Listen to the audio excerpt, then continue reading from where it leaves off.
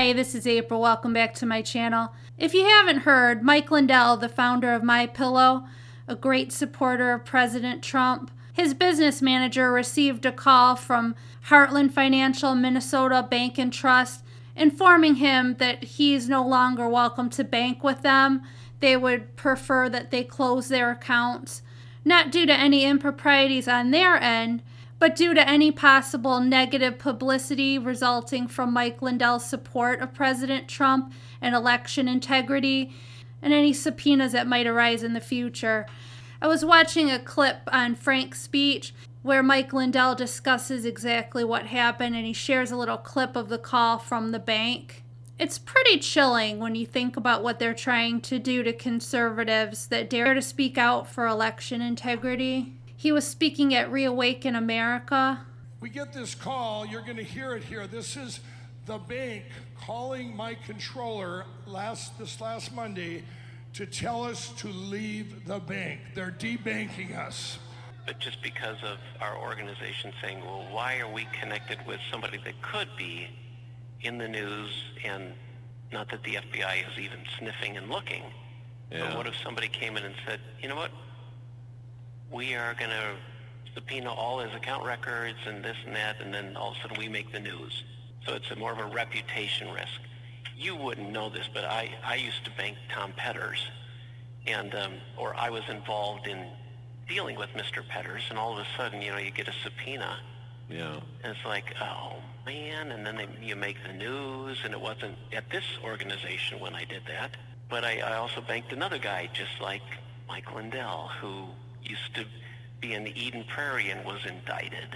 Yeah. And it's like, darn. Well, that was the first audio clip. So in other words, when they subpoenaed my phone records about 3 weeks ago. Do y'all see that? So what did I do? I sued the commission and sued Nancy Pelosi. But what my bank did, this is Minnesota Bank and Trust. Heartland Financial is their master bank. They're out of Dubuque, Iowa. They're the 40th largest in the country. And I want you to hear this next clip.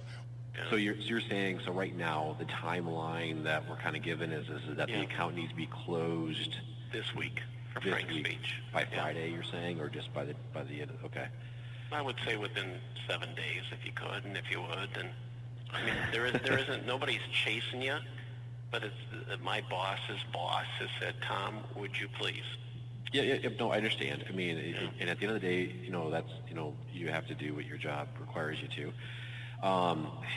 Can you give me any, so you said there's also potentially some bleeding going into over the other accounts as well, so I would say all of them, yes.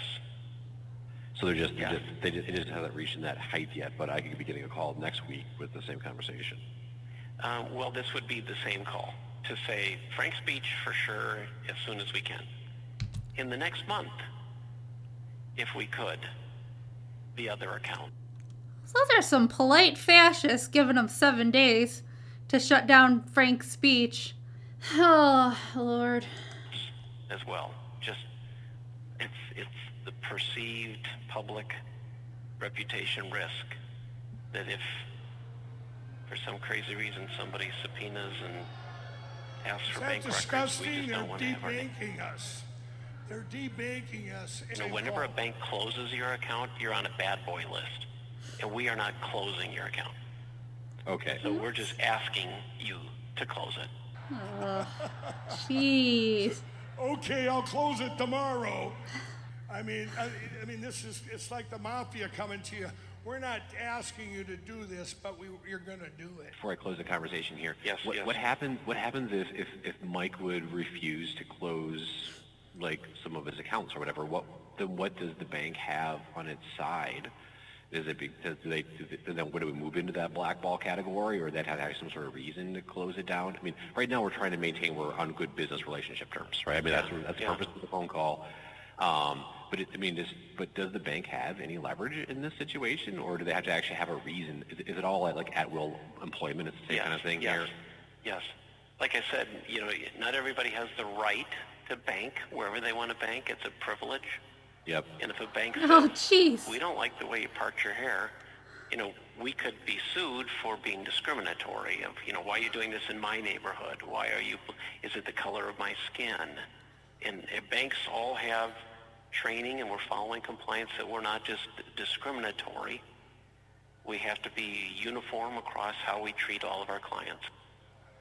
But you can discriminate against a platform to help people in addiction, or discriminate against a platform that helps people, entrepreneurs, or what's their main reason? They want to discriminate against a platform where people can speak the truth.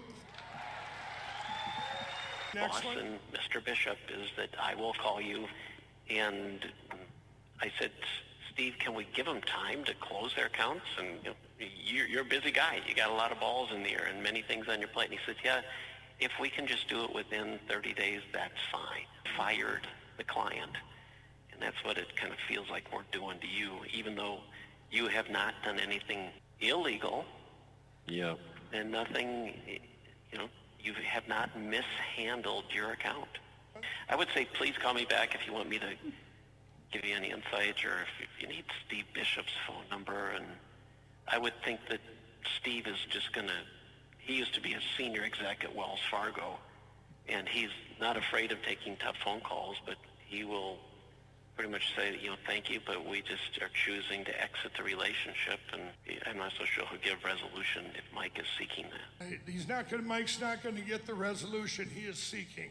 Okay, now, we'll get a resolution though. And I will get the one I'm seeking.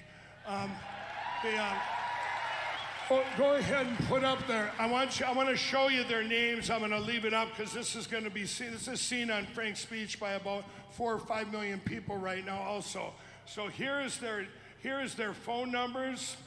I want everyone in this country to call them and say, you're not pulling those accounts. If we let these guys debank those entities, and they do that, I'm telling you, where does it end, everybody? It's not going to end. And they want one thing gone off that list.